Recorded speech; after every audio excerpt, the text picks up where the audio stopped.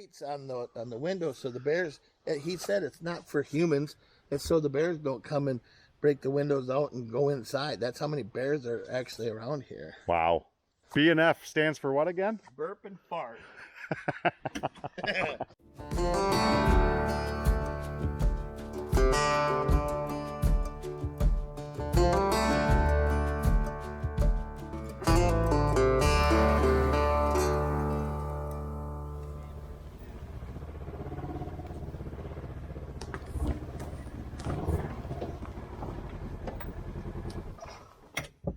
There's your logs from last year. Yeah. There's a new photo. See if it'll pull it up. It's working, man. That's unbelievable. But it's not going to load here because I don't have much service on my phone. Right. But at least you know you got service to the camera. Right. And I knew because I love that camera. That camera is, I want to say, badass. Badass. If I say as, it's not. As, yeah. What I'm gonna do here, Darren, is I'm only gonna give them cones. I won't give them the peanut butter bars because this swamp's huge. You know the area, so if you go straight out, you know where the county line is. Yep. So if you take the county line and go all the way to the East Branch, all the way to what, 10 Curves Road? Yep. That's what we're dealing with. Wow. There's more than one bear here. Oh yeah. You know what I mean? So if I get a bear hitting here and he likes peanut butter, obviously he's gonna stay down there, and the other bear, like maybe a smaller bear, that gets pushed out, he'll come here and eat. How far are we as the crow flies from the other bait site on these two? Maybe 500 yards or so. Oh, really? Or so. So we're pretty close. We just kind of went around a few turns and... Well, the other thing is, so this is facing to the north. This bait facing to the north. That was facing east. So if you have a west-northwest wind, you can't hunt that bait. So we're going to come here and hunt. You know what I mean? Perfect. So it's just like deer. Right, yeah. I don't want to get the cones too wet with this because it's not cereal. Well, if I had some milk, I'm getting a little hungry, I'd probably dip into that a little bit before they get to it.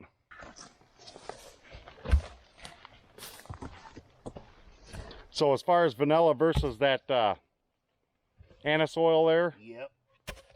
Anise is how much better you think? Oh, 1000%. Sometimes I do a mixture of anise, molasses, and vanilla. And then what I do is I mix it together in like a 2-liter pop bottle. I'll put probably that much molasses, probably, I don't know, I don't want to say a cup of anise, but put that in there, shot of vanilla, and then the hottest water you can get out of your tap. Fill it like 3/4, shake it until it's all liquid. Obviously molasses is liquid, but it's really thick. No, yeah. So you thin it out really good, and then you shoot it all up in the trees. It says molasses. Let's see what we got. It could be a lid from caramel. It could be grease.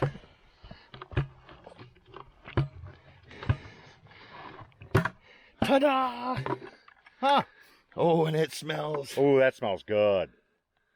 We'll just soak the log really good so the squirrels and coons come in here, they'll rub all over it, then they'll make me a scent trail down through the woods. That's the other bad thing about... Now this here's perfectly legal? This is perfectly legal. Okay. On private property. Okay. But you can't do this on... Not on state land. State land. Okay. Somebody might want to, know that. Obviously. We don't want anybody getting themselves in trouble. No. I'll have to come back and check this bait even though it's on private property, I'll be back to check this bait tomorrow. And once they tear this down, I want to get the pail. Even though it's private property, I will still want to get the pail. That way it's not drug out in the woods for plastic just to lay around. But when we come out to video, we could set this blind here too. And when we put another pail up like that to video, and you watch, they'll come in and they'll put their arms up like that and they'll pull, and then they'll snap. Rip that right off of there, huh? It'll come down in a second. If he's comfortable, he'll sit right here on the ground and he'll try to find a way to open that up. If I was to just do a demonstration for the camera, I'm trying to get this ring off here. What kind of a bugger it is to get the lid off. Yeah. And you watch them put their claws in that and just separate it. And you'd be like, whoa. So, now. Kind of give you an idea how strong they are. I'm going to back the drip.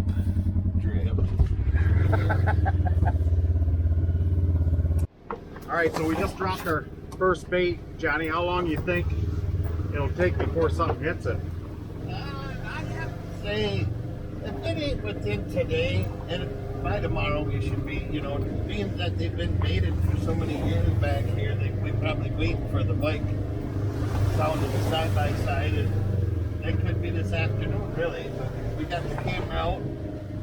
We prove it to people what day it come in, you know what I mean? Right. So, I'd say probably at least a good solid day, maybe two. Film, you were out here. So, this is land owned by, they call it B&F, and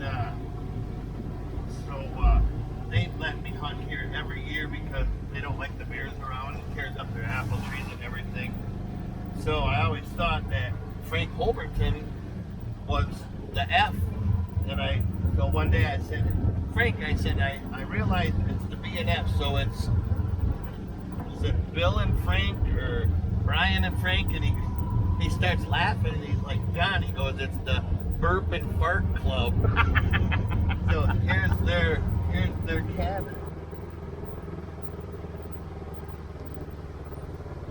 So we got a little history here I want to tell. There used to be someplace, I'm just going to say someplace in the area, there was an old root cellar.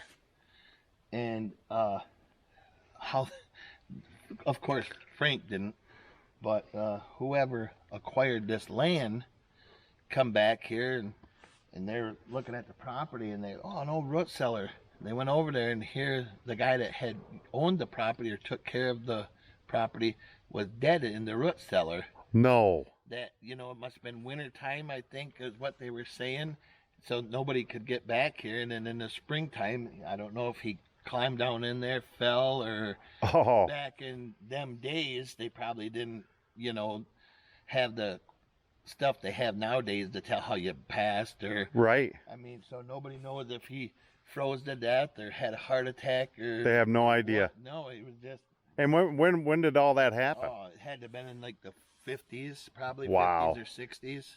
That's not cool that somebody passed. No, I understand what you're saying. But the history of it's very interesting. Now you're sleeping and y'all hear them horror stories about sleeping in a cabin and here. Yeah, the hair just raised on the back of my neck when you told me that. But this is definitely haunted. Yeah, so it's pretty cool though. I've never had any experience with I'm any sure. of that coming out here in social. He must have been a nice guy. No one put up any kind of memorial or anything? I don't even know if they knew him, but maybe someday if Frank's up when we're tooling through, maybe he could tell us a story. Maybe I'm telling it half. Right. Well, no, that'll be interesting. Maybe we can get that in one of our episodes. Yeah, so it'd be pretty cool. Sweet. Well, I appreciate that. That was actually very interesting. Old block I didn't know you were going to say such a thing. Old block cabin, and then they put grates on the windows so the bears. He said it's not for humans. It's so the bears don't come and break the windows out and go inside. That's how many bears are actually around here. Wow, this is a gorgeous little place back here. They must really love it. So, B&F stands for what again? Burp and fart.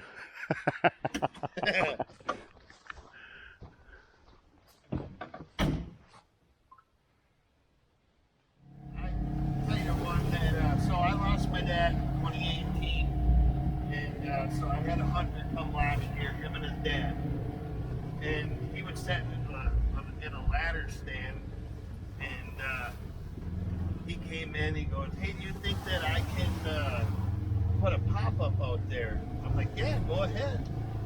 And he's like, "Well, you think it would hurt if my dad sat with me?" I said, "Absolutely not." And I said, "The way that you need to look at this is you're sitting with your dad.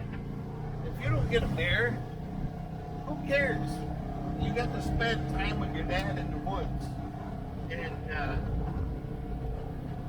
so me and Zach had left. We pulled out of there, helped him set the blind all up where we figured it should be. And at 5 o'clock in the afternoon, he called me. He's like, I just shot. He's all, jibbed right up. And the beginning of the story was he was sitting with his dad. Not only was it a successful hunt, his dad got to be there the whole time. That's so awesome. That's something you'll never forget. No. And his dad said, "Hey, if my other son and me, you know, to fight for a beer cake, we're coming right here with you." So that was pretty cool, Awesome. So it ain't about me.